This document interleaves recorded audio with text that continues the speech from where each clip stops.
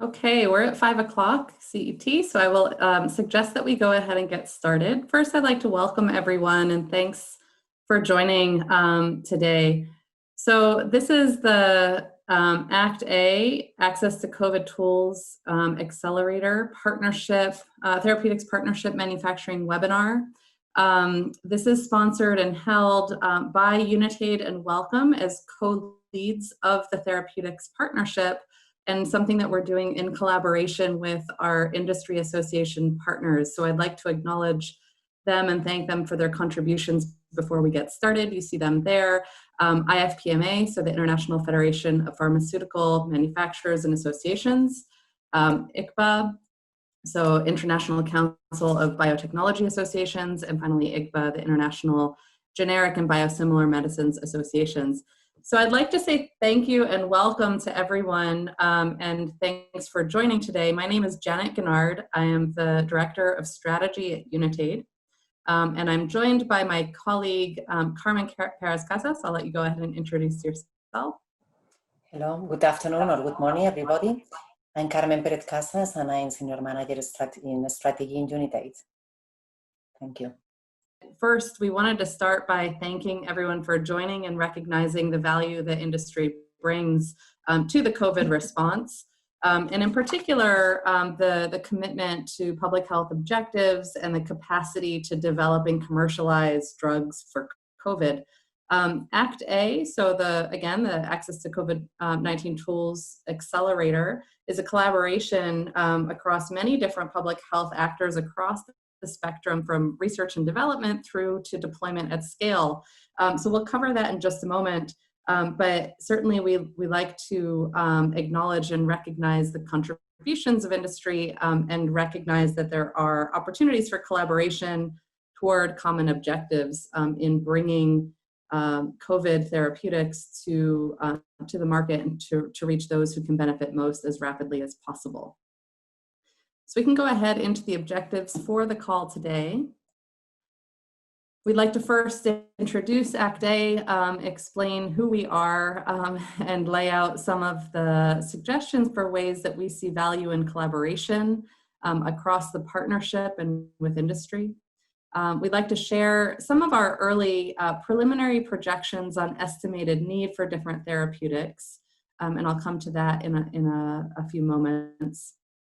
We'd like to share some reflections on challenges that we recognize could be part of ensuring access to COVID therapeutics in low and middle income countries in particular.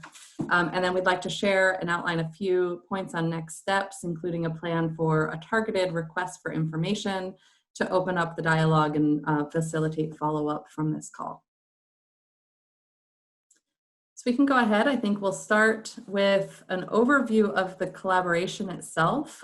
This is a high-level view of what ACTA is. This is a collaboration between a number of organizations that you see here.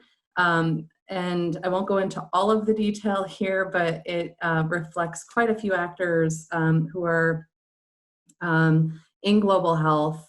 And it, again, spans the spectrum from research and development through to manufacturing expertise, procurement, and deployment at scale. There are three main pillars and a cross-cutting connector that you'll see here. So the vaccines partnership at the left, the diagnostics partnership at the right, and in the center there is the therapeutics partnership, and that's where we'll be spending the time to discuss today. This is underpinned by a health systems and cross-cutting issue connector, acknowledging that there are some common features of the health systems that will be required to support adequate access to tools across vaccines, therapeutics, and diagnostics.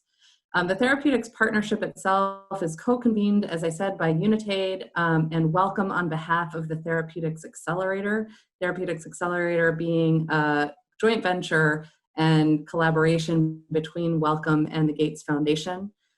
So we are working together with Wellcome, also with WHO, and many other actors, as you'll see there, in understanding how we can best bring therapeutics to the market and ensure that they reach all who can benefit from them, and again, across R&D, market preparedness and deployment at scale. You can go to the next slide, please. Thank you. So we are organized roughly as you can see here. And the idea here is to, again, offer an end-to-end solution where we can think through and anticipate and maybe alleviate some of the challenges that we sometimes see in bringing therapeutics to, especially to low and middle income countries, ensuring equitable access regardless of the geography in which someone may live.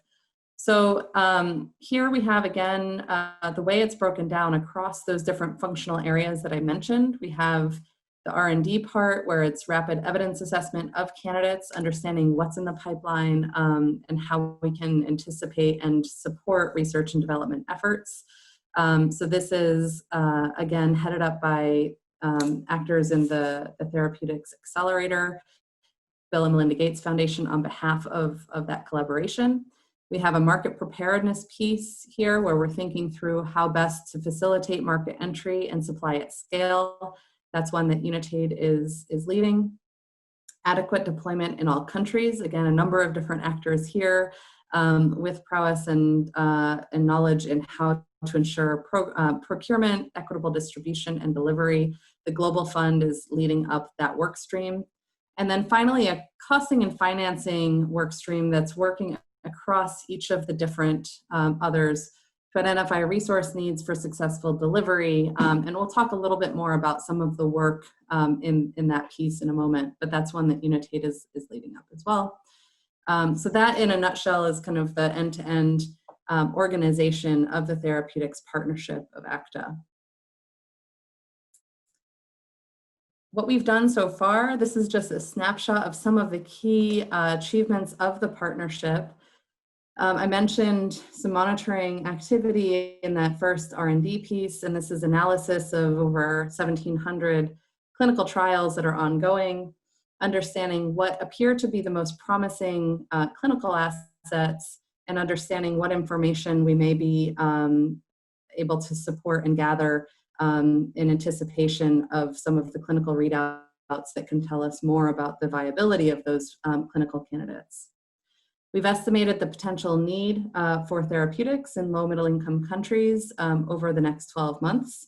Again, these are not demand forecasts, but these are forward-looking projections to start to organize our thinking around the possible need for different therapeutics across different use cases. And again, we'll come to that in a moment. We've understood, or at least tried to look at the market situation of about 30 different treatment candidates so that we can understand where we might face potential constraints in seeing those become a commercial reality in all countries. And that's something that we have started to do by way of a preliminary analysis to understand where we may consider targeting efforts to support access to those products. But that's, again, something that we look to build on as part of this call and follow up. Dexamethasone, as many of you know, was the first life-saving recommended product for severe and critical cases of COVID. And through a collaboration between ACTA partners, UNICEF and Unitaid, we secured quality assured supply of dexamethasone for almost 3 million patients in low middle income countries.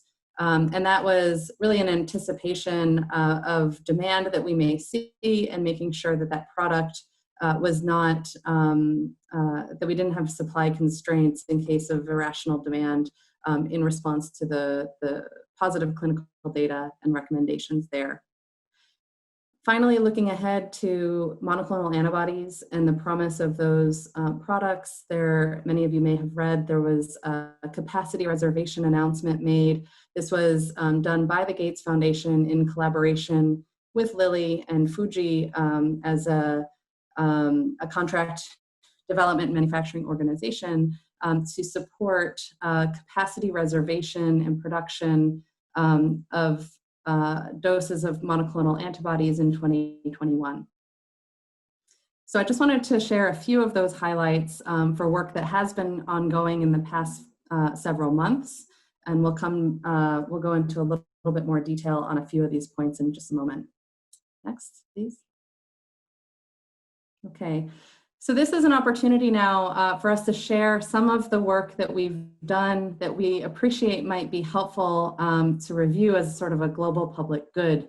The work that we've been doing to try to size the market, understand the potential need and costs, funding requirements for the COVID response is something that could be interesting to share and to review together, and looking at the potential treatment need in low and middle income countries. I do need to preface this with a number of caveats regarding this forward-looking projection. These are not demand forecasts. These are forward-looking high-level estimates of potential treatment need based on epidemiological assumptions and publicly available data on the disease. This is something that I'm sure everyone appreciates is unfolding by the week, the day, and we're sharing this by way of provoking discussion amongst the global community to really make the case for the need for therapeutics to treat people who are affected by COVID-19. There's still many important unknowns about the future market, how the disease epidemiology is unfolding, what products may be recommended for use, and how the therapeutic algorithm and diagnostic algorithm may evolve. Donor and country funding for different geographies. This is something that is, again, still a work in progress, but it's an important part of the story on what products can be used in which geographies. Suffice it to say that this is evolving very rapidly, and this is subject to change. But really what's clear is that there is a large need, a significant market for therapeutics that can be used in resource-limited settings. And so what we'll show here is just some of the thinking on how we've developed those figures, and then we'll get to the figures themselves. Next, please. So just by way of aligning on terminology, when we say use cases, we have looked across the therapeutic, the progression of the disease and where different therapeutics may be used. And when we say PrEP or PEP, so pre and post-exposure prophylaxis, we're looking at products with the goal of preventing infection before or after exposure to the virus. When we're saying mild, we're talking about ambulatory patients not hospitalized, often non-respiratory symptoms, fever, cough, shortness of breath. And the goal here is to decrease transmission, prevent disease progression, reduce the burden on healthcare systems. The moderate case that we have here is where there are respiratory symptoms that are more developed. Patients may or may not be hospitalized, but if they are, this is assuming they would not be receiving oxygen therapy. And again, here the goal is to treat patients to prevent disease progression and to reduce the burden on healthcare systems. Finally, we have severe and critical here at the bottom left. These are patients who are receiving oxygen therapy or mechanical ventilation. Here the goal is life-saving and to prevent death. So, I think across this whole range of potential use cases, we do have within ACT-A quite a focus on mild and moderate cases, given the significant impact that this could have both on individual health and population health in affecting the trajectory of the epidemic. Next. Okay, this is quite a busy slide, but we'll unpack it. Here we have several kind of demand and supply constraints, and wanted to share a little bit about how we've walked through that. You'll see on the left-hand side a graphic that suggests a certain attrition. And this is when we say, okay, we can take the epidemiological assumptions, build up a view of potential need for treatment, but then acknowledge that there could be some attrition between that figure and the number of people who are actually able to receive treatment. So some of the constraining factors that we have built into the modeling that are use case specific are shown here. So this is things like availability of required health system infrastructure, ability to access health facilities, risk-benefit considerations, testing constraints and vaccine availability, and delivery and administration challenges. Now, there's a second sort of level of attrition that we've built in here, candidate-specific considerations, and this is thinking about the difference between people who are able to receive treatment, those who actually do, and where there might be some drop-off when we're thinking about specific constraints in access to products, candidate-specific, specific to a particular candidate. On the right-hand side, you see here a rather high-level graphic that shows the Universal Health Coverage Service Coverage Index, and we've mapped that against the severity of use case. And now the idea is that in critical use cases and where health service coverage is high, most people will receive treatment. For use cases that are preventive or where service coverage is very low, we would expect that to be quite a lot more constrained. You see that there in pink. So this is just, again, a way that we have visualized some of the modeling on the attrition and the constraints that we see, the percentage of people who may be able to receive treatment based on the UHC service coverage across different use cases. Thanks. Next.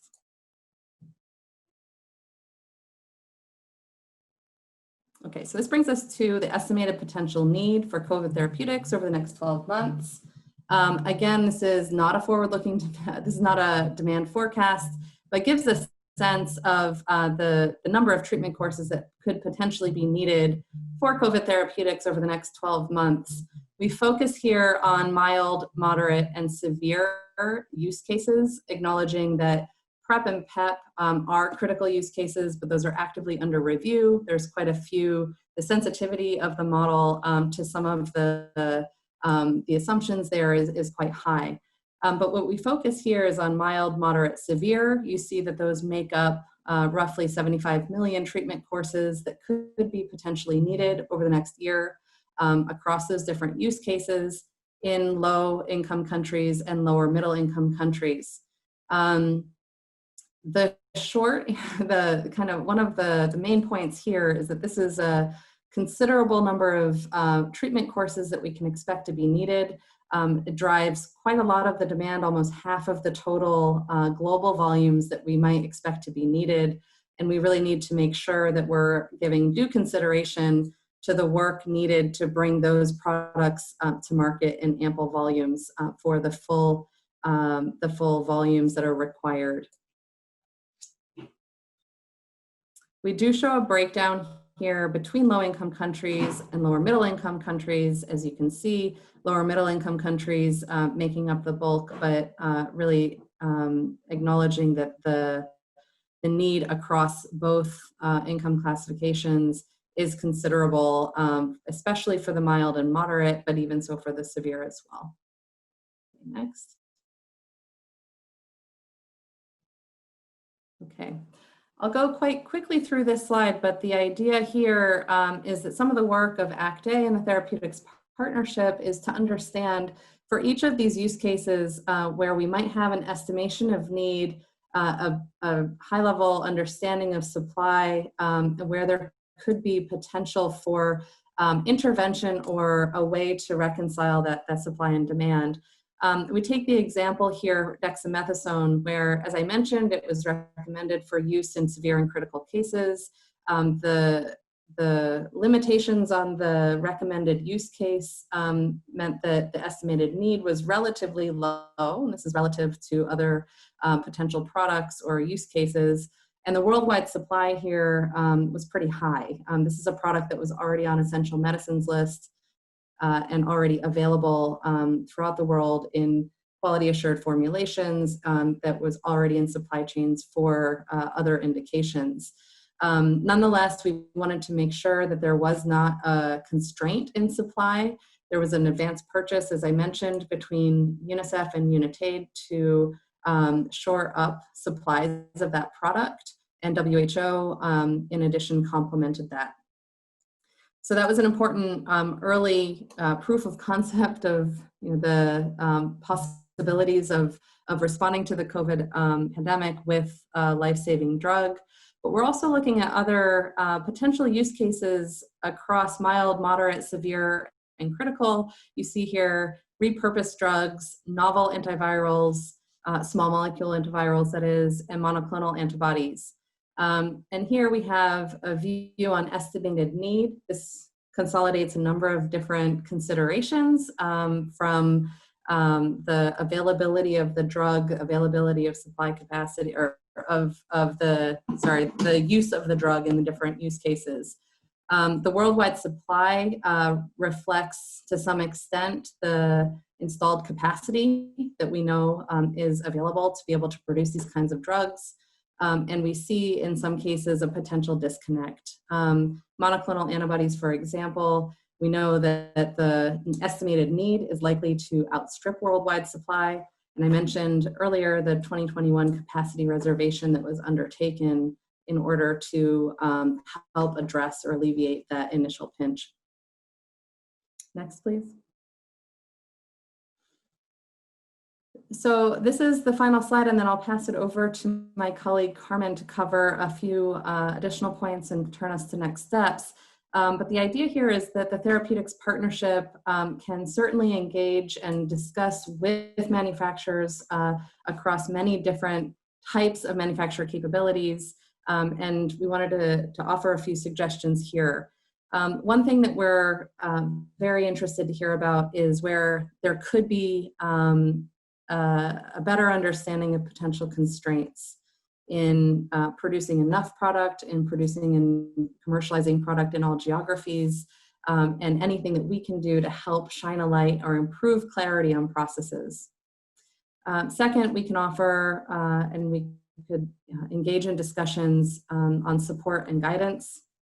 Again, if there are specific questions on regulatory, policy, licensing, what resources are available, we can often broker or make introductions or help share information. For skills and know-how, I think here, as I've mentioned a few times, there's a range of different capacities and skill sets and focus areas across the different organizations involved in the Access to COVID Tools Accelerator. And here, where we have organizations such as Unite that are focused on country preparedness or early introduction, where we have organizations such as WHO, who are technical experts and normative bodies, where we have Global Fund focused on procurement or others. This is something that we can often engage in conversation and share that information, share that the skills where we can have discussions about how to overcome certain constraints or challenges. Then finally, collaborations here, I just wanted to allude to interventions that can be devised to facilitate access to therapeutics, in particular in low and middle income countries, as necessary and as possible. That's certainly not the only benefit that we hope we can offer, but it's something that we can, as I mentioned with the dexamethasone, with the monoclonal antibodies, that we are thinking about and can certainly use information to inform if and when there could be a relevant intervention that we could support. So with that, I'd like to close and pass over to my colleague, Carmen, who can pick up from the next slide and walk us through next steps as well. Thank you. Thank you, Janet. So in this first part, we expect you have been able to get a clear overview of what ACTI pillar, especially the therapeutics pillar, has been able to achieve so far, and the framework that we have established to ensure timely access if and when the different therapeutics becomes recommended for use in COVID. In this second part of the webinar, I will focus on the next steps, including an overview of the focus for the request for information we are aiming to launch imminently. So as just mentioned by Janet, one area of focus is the identification of potential constraints to anticipate market interventions that might be needed in each case. So with support from partners, we have been able to gather information on the market, the current market status for multiple promising candidates that are now on the clinical evaluations for COVID-19. And we have examined the challenges that could hamper, therefore, the capacity for these therapeutics to be delivered at the scale. And we have been looking at across multiple dimensions, such as regulatory pathways, intellectual property, supply capacity, complexity of manufacturing, and pricing. Not surprisingly to you, the challenges ahead depends clearly on the type of product that we are considering. Is it a novel product or a repurposed molecule that is already in use for other conditions and perhaps for which there is a very well-established market? Or are we considering a small molecule or rather a biologic product?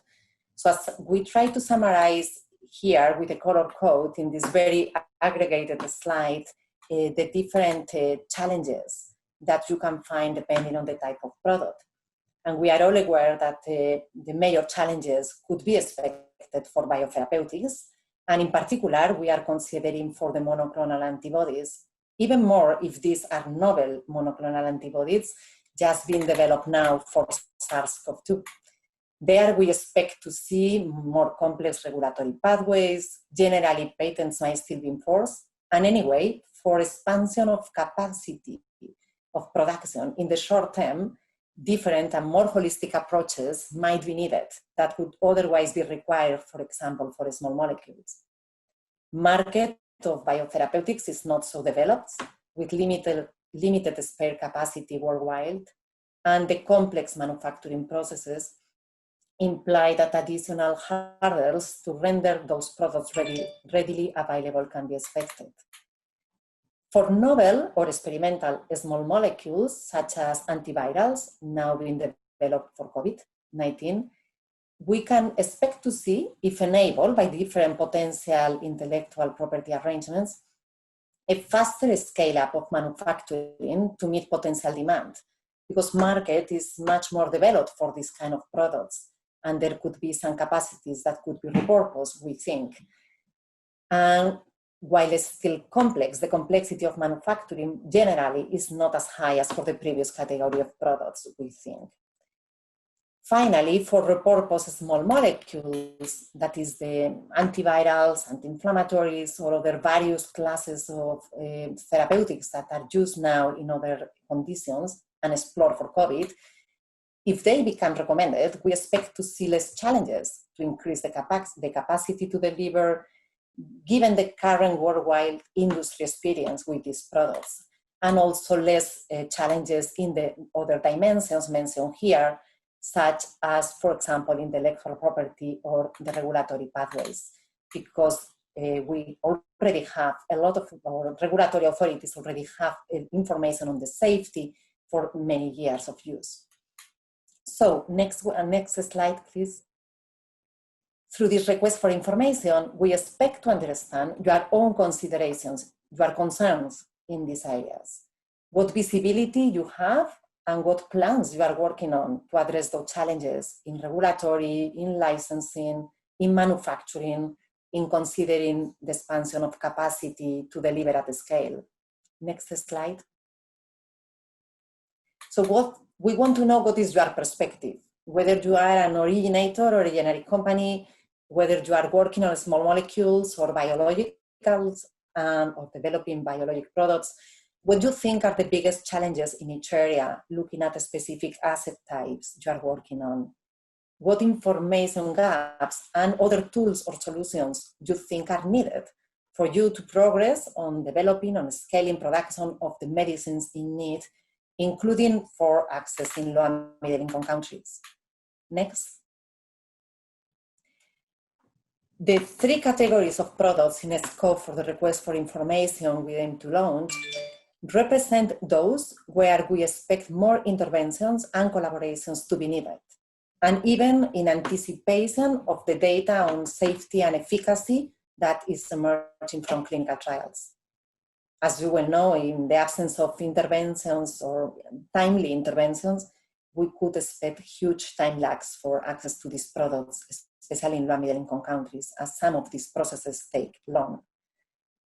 We want to clarify also that this request for information is not including in a scope or is not focusing on repurposed small molecules, but that by no means implies any judgment from ECTE on their clinical value.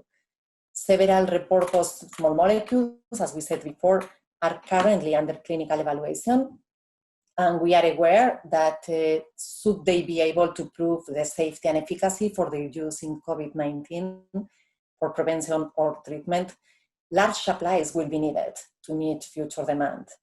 And in the absence of interventions, as we have done, for example, with dexamethasone, we might be seeing supply disruptions and delays on access by the people in need. However, these are not currently in scope for the request for information, and a separate solicitation may later be issued for these small repurposed molecules if it becomes necessary.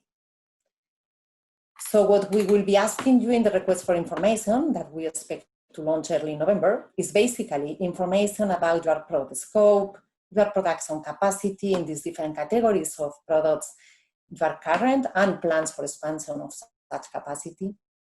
Very importantly, your commercialization plans, including for low and middle income countries, and global access plans. How do you think, how do we like, and how do you plan or think is feasible to collaborate in order to achieve access and expand access and delivery for low and middle income countries?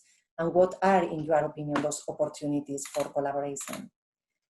So in a nutshell, we are trying to open a dialogue, as Janet was mentioning in the introduction, to understand your capacity, your interest in collaboration in bringing COVID therapeutics at the level and speed that is needed. And we are already receiving information and working with multiple organizations, including associations of industry partners that have been contributing to the thinking and planning around what can be achieved by ECTE. But there is, in this unprecedented collaboration that is taking place in COVID, there is a big role that industry and developers must play, and you are extremely well positioned to help on this common goal of these products becoming available in the time that is needed. So we know you have a tremendous level of information and expertise that should be untapped, and this is the objective of this request for information, to be able to capture some of that. So as next step, we propose to share the invite for this request for information in the coming weeks, with all of you participating in this webinar, and of course it will also be posted on the website. So with that, let me thank you for your time.